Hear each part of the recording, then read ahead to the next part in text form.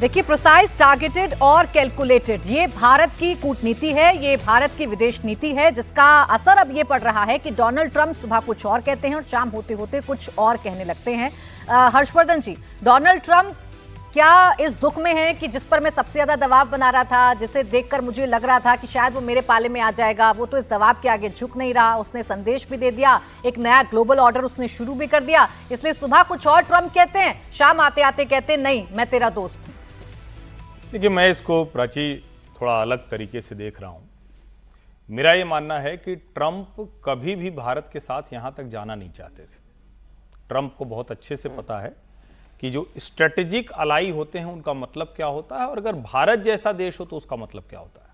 लेकिन कई बार कहते हैं ना, जब आप एक लगातार पावर एंजॉय करते चले जाते हैं और जिस तरह से ट्रंप पहले कार्यकाल के बाद हारे, जिस तरह से दूसरे कार्यकाल के लिए जीते, वो आप कहानी देखेंगे और उसके बीच में गोली चलना उनके ऊपर, जान बची, जिस तरह का अमेरिका में एक यूफोरिया है मागा को लेकर, मेक अमेरिका ग्रेट अगेन, तो उसमें वो कोई चीज, मतलब इसको कहते हैं ना कि छोड़ने वाले नहीं थे। आज हमने कहा कल हो जाना चाहिए, अभी हम बोल रहे हैं अभी तुरंत कर दो।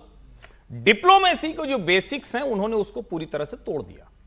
अब जाहिर है दुनिया के कई देशों को झुकाने में भी कामयाब रहे, कई जगह उनकी टैरिफ थ्रेट कामयाब रही है। अब उनकी अपनी कंपनियां, उनके अपने लोग, उनके अपने डिप्लोमेट्स, उनके अपने इकोनॉमिक एक्सपर्ट वो उसकी चेतावनी दे रहे थे, लेकिन उनको लगा अगर इसी में हो जाए तो क्या बुरा है भाई। हम अगर दबा रहे हैं और कोई दूसरा मान जाए, जैसे हम लोग कहते हैं ना भाई डंडे के जोर से कुछ चल रहा है तो चलो ठीक है, डंडा उठाए, चार लोग भाग गए, लेकिन कोई अगर डट के खड़ा हो गया तो डंडे वाला ही पीछे जाता है, वो लेके फिर शांत हो जाता है, फिर कहता है कि नहीं हम आपको समझा रहे थे। फिर वो कहता है पहले डंडा रखो, तो वो डंडा रख देता है। फिर कहता है अरे हम आपसे बात करना चाह रहे थे, बात तो करिए, तो कहे लेकिन डंडा क्यों उठाया, कह रहे वो तो उठा लिया था भाई। तो ट्रंप को आप समझिए, ट्रंप इसी अंदाज में चल रहे थे और लगातार हम लोग इस बात को कहानी कुर्सी की में नियमित तौर पर कह रहे थे कि कुछ भी हो जाए, आप शो ऑफ के लिए, फोटो अपॉर्चुनिटी के लिए, ट्रंप को मैसेज देने के लिए वो बहुत अच्छा था एससीओ समिट। लेकिन हमें पता है कि China is not a replacement for US market, ये पॉसिबल ही नहीं। और चाइना के ऊपर विश्वास जमे, इसके लिए चाइना को जितना करना है उसमें भी 10-20 साल लगने वाले हैं।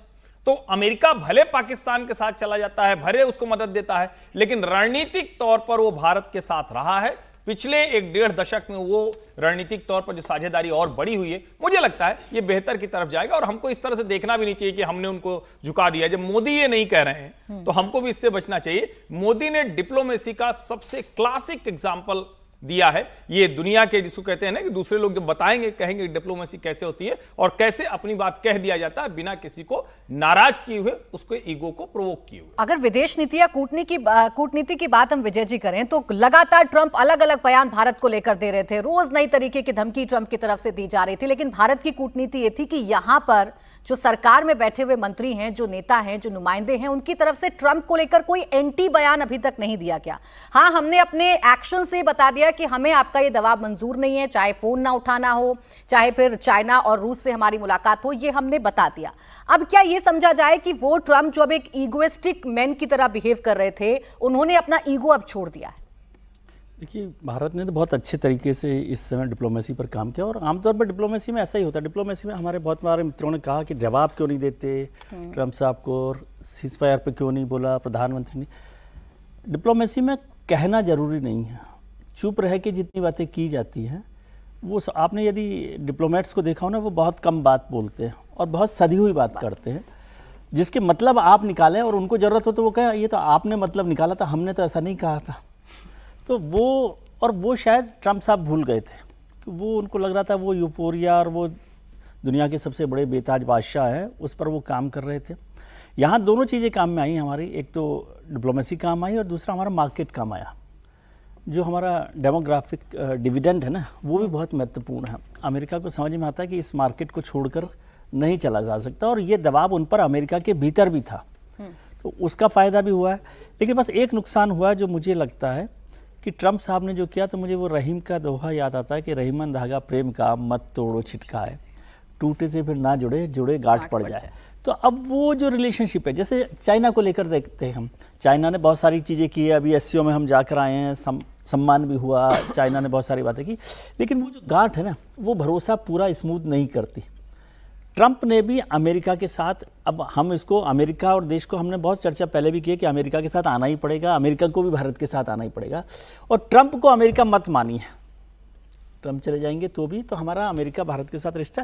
लेकिन एक अविश्वास, आज भी जब हम चर्चा कर रहे हैं, उन्होंने तो क्या इतना प्रधानमंत्री की इतनी तारीफ कर दी है, उसके बाद भी हम उन पर भरोसा नहीं कर पा रहे। तो ये एक बड़ी चिंता की बात होती है। और अब इसको थोड़ा सा ठीक करने में ट्रंप साहब को ज़्यादा टाइम लगेगा, ज़्यादा वक्त लगेगा। और समझ में आया उनको, अंदरूनी दबाव भी उन पर बहुत है।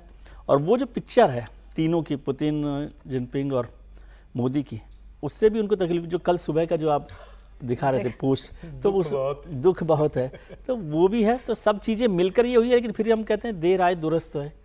ठीक है, यदि यहाँ पर भी आकर चल रहे हैं, देखिए ऐसा नहीं है ना कि हमें कोई नुकसान नहीं होगा, हाँ। या हम उनके साथ चल जाएंगे। चलता तो दुनिया में सब कुछ सबका है, फिर तो दुनिया की जरूरत ही नहीं है। अकेला भी चलता है ना, लेकिन अकेले चलने से काम नहीं चलता, वो वाली बात है। तो अमेरिका को भी भारत की जरूरत है, भारत को भी अमेरिका की जरूरत। और जब ये बात दोनों को समझ में आती है तो आप ठीक रास्ते पर चल रहे होते हैं। ट्रंप साहब को शायद समझ में आ गई है, लेकिन ऐसा भरोसा मत कीजिए शाम को फिर कुछ और बोल दें कि नहीं मैंने कहा था ये बात, ऐसा नहीं है। और अभी भी देखिए रूस को तेल का तो उनको तकलीफ है। तो अभी ये ट्रंप साहब के तेल की धार देखिए।